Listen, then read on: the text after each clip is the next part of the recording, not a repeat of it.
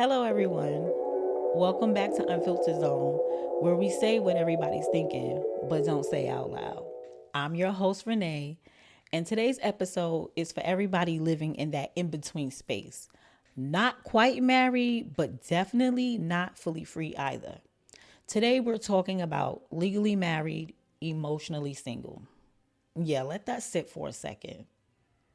Let's discuss the in between phase. Now, let's be real. Nobody really prepares you for this stage. The papers aren't finalized, the title hasn't changed, but emotionally, mentally, spiritually, you've already checked out.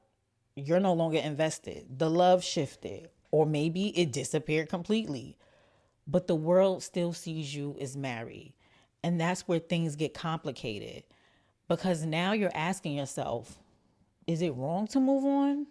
Am I healing or just distracting myself? Do I owe loyalty to something that's already broken?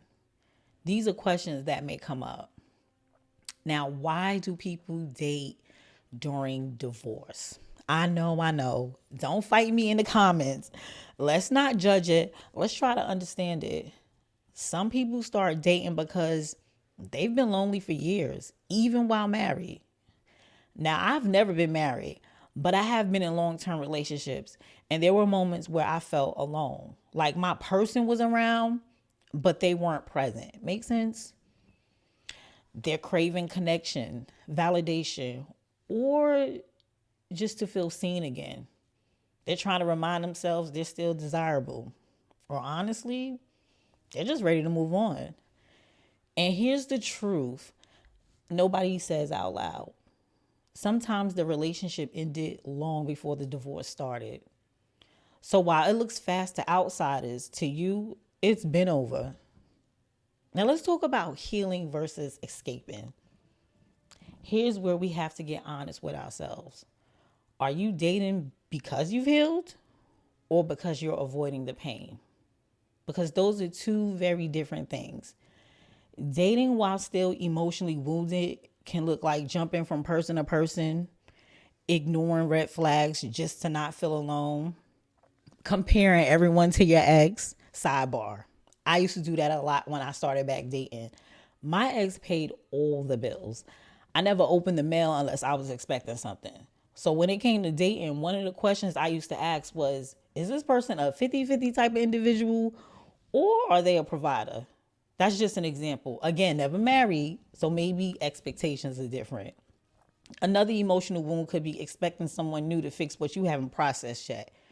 And that's not fair to you or them. But on the flip side, healing doesn't always mean isolation. I know everyone tells you to stay single for a while, give yourself some alone time, pray, meditate, seek counseling. All those things are really good advice. However, only you know where you're at. You can meet someone genuine in the middle of your transition if you're self aware enough to be honest about where you are. In that case, I don't think there's anything wrong with dating. Now, with that in mind, you do have to prepare yourself for the judgment factor. Let's talk about the outside noise. People will have opinions. Why are you dating already? Aren't you still married? That's messy. But here's the thing people don't know your story. They didn't feel the distance, they didn't sit in the silence, they didn't carry the emotional weight you've been holding. So don't let outside judgment rush you or restrict you. Move at your pace. Just make sure it's a healthy one. Be sure to set boundaries while dating. If you are dating during divorce, here's what matters. Be honest. I can't stress that enough. Be honest. Don't hide your situation. You got to make sure you share that with any potential partners. Allow them the right to choose if they want to deal with that type of situation. Don't make promises you're not ready to keep. Protect your peace. Not every connection deserves access to you. And most importantly, don't lose yourself trying to find someone else. Because in this season, it's not just about love, it's about rediscovering you. Being legally married but emotionally single is confusing, messy, but also very real. There's no perfect rule book for it, just self awareness, honesty, and growth. So whether you're dating, thinking about it, or choosing to stay solo for now, just make sure you're doing it for the right reasons. Not out of fear, not out of loneliness, but from a place of clarity.